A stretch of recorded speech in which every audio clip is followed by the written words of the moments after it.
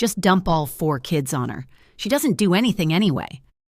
I froze in the hallway, the grocery bag digging into my wrist, the catering receipt fluttering in my other hand. I hadn't knocked, never did. I'd come in through the side door, like always, thinking I was being helpful. Their voices drifted from the kitchen, clear and careless. Evan's tone was light, almost joking. His wife, Claire, laughed the kind of laugh people use when they agree but don't want to sound cruel. "She's already paid for the food," Claire said. "The least she can do is keep the kids upstairs." I blinked. The paper in my hand crinkled as I realized I was squeezing it too tight. The total at the bottom, $1,963.75, blurred a little. They didn't know I'd covered it. I hadn't told them. I just wanted Christmas to go smoothly this year. I thought if I handled the meal, they'd be grateful. "You know she'll do it," Evan said. "She always does." I stepped backward without a sound, slipped out through the same door I'd entered. My car was cold, the windows fogged. I sat for a long time before turning on the engine, not because I didn't know where to go, but because I didn't know where I stood anymore. Evan wasn't a cruel son, not openly. He still called once a week, still hugged me when we met, but somewhere along the way, I'd stopped being his mother and started being the fallback plan, the one who said yes. When the car engine finally hummed to life, I backed out of the driveway without sending a text or leaving a note. If they noticed I'd come and gone, they didn't say. That night, I flattened the receipt on my kitchen counter and stared at it. For the first time in years, I wondered what I was actually giving and what, if anything, I'd ever received in return. I lay in bed later, lights off, the house dim. The words kept echoing in my head. "Just dump all 4 kids on her." Over and over, like a song I didn't ask to hear. Between midnight and morning, memories lined up uninvited. Every time I'd said yes. When Claire had her gallbladder surgery, I'd done school pickups and packed lunches for a week. When Evan's sister-in-law, Melissa, went into labor, I babysat her other 2 kids for an entire weekend. No sleep, no thanks, no pay. Just expectation, dressed up as family tradition. My younger son, Aaron, had moved to Seattle years ago. He was gentler with me, more careful about asking for help, but he was far away. Evan stayed nearby, which slowly translated to available, then to responsible, then somehow to mine. It hadn't happened all at once. Birthdays, then holidays, then childcare, just for an afternoon. It never stopped. This year was supposed to be different. After Thanksgiving, Evan had stood in my kitchen poking through leftover cranberry sauce and said, "You've done enough, Mom. We'll handle Christmas this year. You just show up and relax." And I believed him. So I prepaid for catering, quietly. It was meant as a gift, one less burden for them, a way to let us all actually be together. That word "together" had been the one I kept clinging to, but that one careless sentence in the kitchen cut through it completely. I wasn't being included. I was being assigned. At 3 a.m, I got out of bed, pulled a pen from the drawer, and made a list on the back of an old receipt. Given on one side, received on the other. Every year I'd hosted. Every errand, every favor, every "of course, dear." By morning, the given column stretched long and messy. Received was blank. I told myself I was being oversensitive. Maybe I'd taken things out of context. But the longer I looked at that empty column, the more other memories rose to the surface. Last Thanksgiving, I'd arrived early to help cook and stayed late to clean. Evan's in-laws got the guest room. I was offered the basement sofa, no sheets, no pillow, just a blanket. "Oh, shoot," Claire had said. "We meant to set you up better." Mother's Day came and went with no call. I'd sat on the porch for hours, phone on the table, convincing myself they were just busy. Aaron texted the next day. Evan didn't. At their wedding years earlier, I'd ironed Evan's shirt that morning, tied ribbons on the centerpieces, but when the photos came back, I wasn't in a single one. When I asked why, Evan said, "You must have stepped out. I had just long enough to clean up a spilled drink. This year was supposed to be different. You'll get to relax," he'd said. I wanted so badly to believe him. I looked again at the empty "received" column. Then I started a new page. What they assume, what I actually want. They assume I don't mind babysitting. They assume I don't need rest. They assume I'll pay because I can. They assume my time belongs to them. And then finally, the truth I'd never written before. I want to be invited, not assigned. I want to enjoy, not host. I want to sit at the table, not serve it. I want to be seen, not used. Flipping back through the notebook, I found a note I'd scribbled months earlier. Nora called, asked if I'd come out to the cabin for Christmas. Wrote back, "Can't, family comes first." I stared at that sentence. Nora had called on a Saturday, laughing through the phone.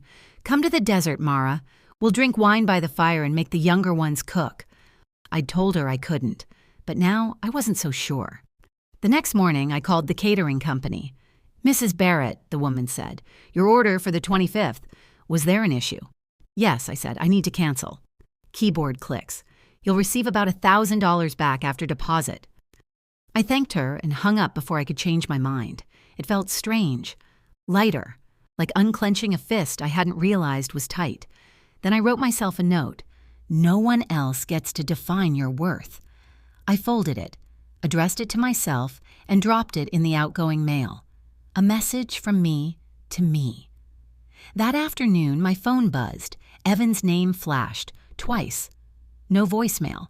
Then again, an hour later, I didn't answer. The silence between each ring felt like its own kind of conversation. By evening, I was pulling a small suitcase from the closet. Not the big one for cross-country visits, just enough for jeans, a sweater, my old travel mug, and a half-finished novel. I booked a cheap room halfway to Nora's ranch. As I packed, I realized how many times I'd driven that route for others. Weddings, emergencies, birthdays, but never for myself. Leaving quietly felt sacred. Not an escape, a release. The next morning, I didn't make coffee or check messages.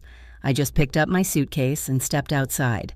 The road stretched open and empty ahead of me, the winter sky pale and endless. I passed the edge of Tucson just after sunrise, the light catching on my windshield. I didn't play music. I didn't call anyone. I just drove. Hours later, somewhere past Deming, I turned my phone off completely. No silent mode, no notifications. Just off. I didn't want to see if Evan had called again. I didn't want to decode another polite apology or guilt-laced text. I wanted quiet. The landscape unfurled in long, soft browns and rusts. My mind wandered back to years ago, Evan at 8, bringing me lukewarm tea in a chipped mug. "Careful, it's hot," he'd whispered, proud and small. I'd pulled him under the blanket beside me, heart full. That boy had loved me without assumption. When did that change? When did warmth turn into expectation? Maybe it was always there, me mistaking flexibility for love. Saying yes because I thought that's what mothers do. But love, I was learning, doesn't require you to vanish. By the time I crossed into New Mexico, the sky was glowing gold. 4 more hours to Nora's. We spent Christmas Eve on her porch, coffee in hand, the wood warm under our feet. Neighbors drifted in with cinnamon rolls and cards. Someone turned on a radio, soft old music humming from the window. It didn't feel like Christmas in the traditional sense. No chaos, no obligation, just air I could breathe. When my phone buzzed, face down on the side table, I already knew who it was. Evan, 3 rings. I answered on the 4th. "Where are you?" His voice was already tight. "Not home," I said, "not with you." He was silent. "I heard you," I said finally, "when you told Claire to dump the kids on me." He started to interrupt, but I kept going. "You didn't ask me. You just assigned me. You planned Christmas without me, then expected me to feed it and fund it." He was quiet for a beat, then softer. "You're still coming, right? You're just upset." "No," I said, "I'm not coming.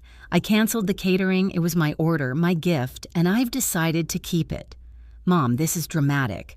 "No, Evan," I said calmly, "it's honest." In the background, I heard Claire's voice. Maria's, maybe. Someone asking if I was on my way. "I'm not," I said. And I hung up. Nora didn't ask. She just passed me another cinnamon roll and smiled. Christmas morning was quiet. No rush, no noise. Just sunlight on the floorboards and the smell of soup simmering on the stove. I patted in barefoot. Nora handed me a spoon without words. I stirred the broth while she chopped limes and cabbage. More people arrived later, friends, neighbors, carrying tamales, cider, laughter. Someone unfolded extra chairs. Someone else told stories about disastrous holiday meals. It didn't feel like performance. It felt like living. When Nora pointed to the end of the table and said, "That one's yours," it wasn't obligation. It was inclusion. No one asked me to refill drinks. No one handed me a chore. I was just there. Mara. Not Mom, not could you just. And it was enough. Days passed softly after that, until, on the 29th, there was a knock. Sharp, fast, impatient. I already knew who it was. Evan stood at the front, Claire behind him, Maria beside her. "You embarrassed us," Claire said.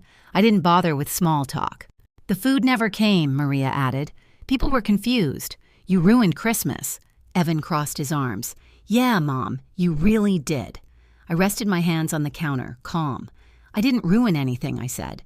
"I just stopped playing a part I never agreed to." Evan frowned. "What does that mean?" "It means I'm not your staff. I'm not the free babysitter, the invisible helper, the one who cleans up so you can celebrate. I'm your mother, not your employee." Claire scoffed. "So you punish everyone because you were tired?" "No," I said evenly. "I protected myself." Silence. None of them seemed to know what to do with that. Finally, I opened the door. "If you came for an apology," I said, "you won't get one." They hesitated, then left. I closed the door quietly. No slam, just a soft click. 2 months have passed since then. The holidays slipped by quietly. No cards exchanged, no calls forced. Most Saturdays, I walk to the library. There's a reading nook near the south window with the best afternoon light. I bring coffee, sometimes a book, sometimes just myself. On Thursdays, I volunteer at the clinic down the road. Clipboards, smiles, nothing heavy. It feels good to give without disappearing. Evan called twice in January. No voicemails. I didn't answer, but I didn't block him either. It's not punishment. It's peace. He's probably still waiting for the version of me who dropped everything at the first ring, the one who filled in every gap without complaint, but she's not here anymore. I cook when I want to. I buy flowers even if they wilt too soon. I say no when I mean it, and yes when it feels true. The silence that once felt like rejection now feels like ownership. Sometimes I still reach for my phone out of habit, thinking I've missed something important. But most of the time, I haven't. Most of the time, I just sit back, breathe, and feel the shape of my life settle finally into something that belongs only to me. Not borrowed, not expected, just mine.